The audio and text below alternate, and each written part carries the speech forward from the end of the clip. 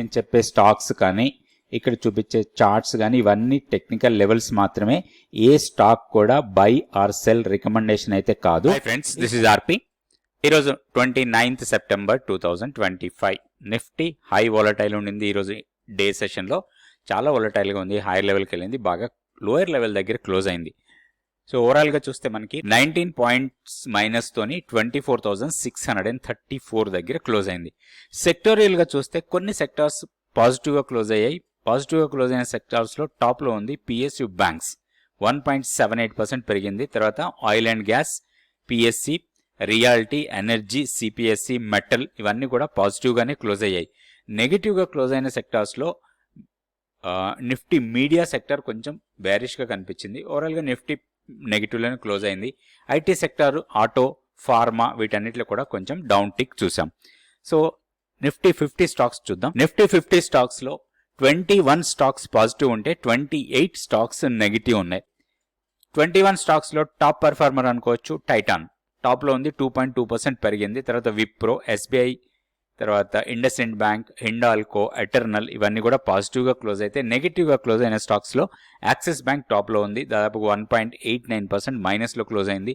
Maruti, doctor Reddy, Adani enterprises, LNT, HDFC life, Apollo hospital ఇవన్నీ కూడా నెగిటివ్గా క్లోజ్ అయిన స్టాక్స్. అండ్ నిఫ్టీ 500 స్టాక్స్లో చూస్తే 230 స్టాక్స్ అడ్వాన్స్ ఉంటే 264 స్టాక్స్ డిక్లైన్లో ఉన్నాయి. కొంచెం బ్యాలెన్స్డ్గా ఉంది అనుకోవచ్చు. నిఫ్టీకి మనం టెక్నికల్ లెవెల్స్ చూద్దాం. సో ఈరోజు కొంచెం గ్యాప్ అప్ ఓపెన్ అయింది. సో జనరల్గా ఈ గ్యాప్ అప్ ఓపెన్ అయిన తర్వాత హైయర్ లెవెల్కి వెళ్ళింది. మనం నిన్న వీడియోలో అనుకున్నాం మనకు ఒక షార్టింగ్ ఆపర్చునిటీ రావచ్చు మార్కెట్లో ఈరోజు. సో అదే జరిగింది. ఎప్పుడైతే 24,780 టచ్ అయిందో అక్కడి నుంచి కొంత వీక్నెస్ కనపడింది. అక్కడి నుంచి ఇంట్రాడేలో బాగా ఫాల్ అయింది. మనకి ఒక ఆపర్చునిటీ ఇచ్చింది షార్ట్ ఎంట్రీస్ తీసుకోవడానికి. సో లెవెల్ దగ్గరికి వచ్చినప్పుడు ఓవరాల్గా వీక్నెస్ కంటిన్యూ అయ్యే అవకాశాలే ఉన్నాయని మనం లాస్ట్ వీడియోలో కూడా అనుకున్నాం. ట్రెండ్ వైజ్గా బేరిష్ ట్రెండ్ కంటిన్యూ అవుతుంది షార్ట్ టర్మ్లో. అండ్ మన కీ లెవెల్ కన్నా కింద ఉన్నాం. ఎప్పుడైతే కీ లెవెల్ కన్నా కింద ఉంటామో ఏదైతే ఒక రెసిస్టెన్స్ లెవెల్ వస్తుందో ఆ లెవెల్ దగ్గర మనం షార్టింగ్ ఆపర్చునిటీ కోసం ప్లాన్ చేసుకోవచ్చు.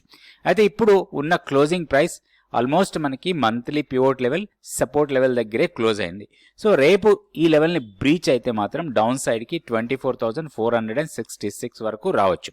24,500 దగ్గర స్ట్రాంగ్ పుట్ రైటింగ్ ఉంది. దాన్ని బ్రేక్ చేసే లెవెల్ కొంచెం కష్టం పట్టుకోవచ్చు. అంటే ఇంట్రాడేలో ఒక చిన్న డిప్ ఇచ్చినా కానీ మళ్ళీ క్లోజింగ్ వచ్చేసరికి దానికన్నా పైకి రావడానికి అవకాశం ఉంది.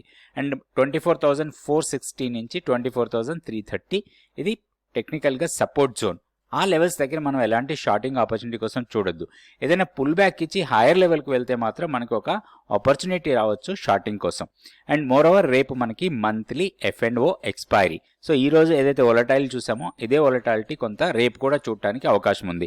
సో హైయర్ లెవెల్కి వచ్చినప్పుడు షార్టింగ్ ఎంట్రీస్ కోసం ప్లాన్ చేసుకోవచ్చు. ఓవరాల్గా ట్రెండ్ నెగిటివ్ ఉంది. కొంచెం కాషియస్ అప్రోచ్ ఉండాలి. బయింగ్ సైడ్ కన్నా కూడా హైయర్ లెవెల్లో సెల్లింగ్ సైడ్లోనే మనకి మనీ రావడానికి అవకాశం ఉంది. నెక్స్ట్ బ్యాంక్ నిఫ్టీ లెవెల్స్ చూద్దాం. ఈ లెవెల్ ఏంటి, ఈ లెవెల్ని ఎట్లా మనం అర్థం చేసుకోవాలి, అండ్ స్ట్రాంగ్ రెసిస్టెన్స్ ఎక్కడ ఉంటుంది, వీక్ రెసిస్టెన్స్ ఎక్కడ ఉంటుంది, సపోర్ట్స్ దగ్గర కూడా స్ట్రాంగ్ సపోర్ట్ ఏంటి, వీక్ సపోర్ట్ ఏంటి, ఇవన్నీ కూడా మనం నేర్చుకోవచ్చు. దీంతో పాటుగా డిమాండ్ సప్లై చాలా ఇంపార్టెంట్ రూల్ అది. సో డిమాండ్ ఎక్కడ ఉంది, సప్లై ఎక్కడ ఉంది, ఆ డిమాండ్ వచ్చినప్పుడు మనం ఎలాంటి యాక్షన్ తీసుకోవాలి, సప్లైలో ఎలాంటి యాక్షన్ తీసుకోవాలి, మూవింగ్ యావరేజెస్, ఏ మూవింగ్ యావరేజెస్ వాడాలి, చాలా రకాల మూవింగ్ యావరేజెస్ ఉన్నాయి. సో ఏవి వాడాలి, మనం ఏవి వాడితే మనకి ప్రాబబిలిటీ పెరుగుతుంది ప్రాఫిట్లో ఉండటానికి, ఇట్లాంటి ప్రతి విషయాన్ని స్టాక్ మార్కెట్కి సంబంధించిన ప్రతి విషయాన్ని కూడా మనం నేర్చుకోవచ్చు 100 days మెంటర్షిప్ ప్రోగ్రామ్. ఇది నెక్స్ట్ బ్యాచ్ 6th October నుంచి స్టార్ట్ అవుతుంది. ఇంట్రెస్ట్ ఉన్న వాళ్ళు తప్పకుండా జాయిన్ కండి. మీరు స్టాక్ మార్కెట్లో ఒక మంచి ప్రొఫెషనల్ కావాలంటే ఈ 100 days మెంటర్షిప్ ప్రోగ్రామ్ మీకు యూస్ఫుల్గా ఉంటుంది. బ్యాంక్ నిఫ్టీ ఆల్మోస్ట్ మనకి ఒక డోజీ క్యాండిల్తో క్లోజ్ అయింది ఈరోజు. సో ఓపెనింగ్ ఎక్కడైతే ఓపెన్ అయిందో అక్కడే క్లోజ్ అయింది. హైకి వెళ్ళినా కానీ సస్టైన్ కాలేదు. హైయర్ లెవెల్లో మనకి వీక్లీ పివోట్ లెవెల్ దగ్గర వరకు వెళ్ళి అక్కడి నుంచి ఫాల్ అయింది.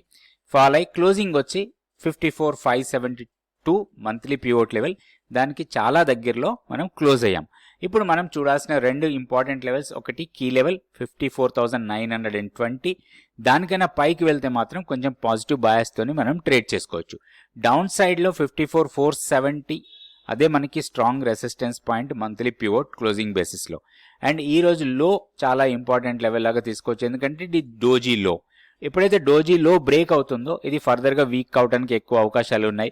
ఇన్ కేస్ క్లోజింగ్ బేసిస్లో 54,200 కన్నా కింద క్లోజ్ అయితే మాత్రం 53,580 వరకు రావడానికి అవకాశాలు చాలా ఎక్కువ ఉంటాయి. కొంచెం మనం హైయర్ లెవెల్లో షార్టింగ్ ఆపర్చునిటీ కోసమే ప్లాన్ చేసుకోవచ్చు. లోయర్ లెవెల్లో ఇన్ కేస్ 53,580 ఆర్ 53,450 ఆ లెవెల్స్కి వస్తే మాత్రం కొంత బౌన్స్ కావడానికి అవకాశం ఉంది. ఆ లెవెల్స్ దగ్గర మనం షార్ట్ ఎంట్రీస్ కోసం ప్లాన్ చేయొద్దు. నెక్స్ట్ సెన్సెక్స్ లెవెల్స్ చూద్దాం. So Sensex daily candle stick chart almost మన మంత్లీ పివోట్ లెవెల్ కన్నా కిందనే క్లోజ్ అయింది, ప్రీవియస్ క్లోజింగ్కి దగ్గరలో 80,364. ఇప్పుడు హై లెవెల్లో 80,594 ఫస్ట్ రెసిస్టెన్స్, తర్వాత 80,980 అండ్ 81,110 ఇవి రెసిస్టెన్స్ లెవెల్స్.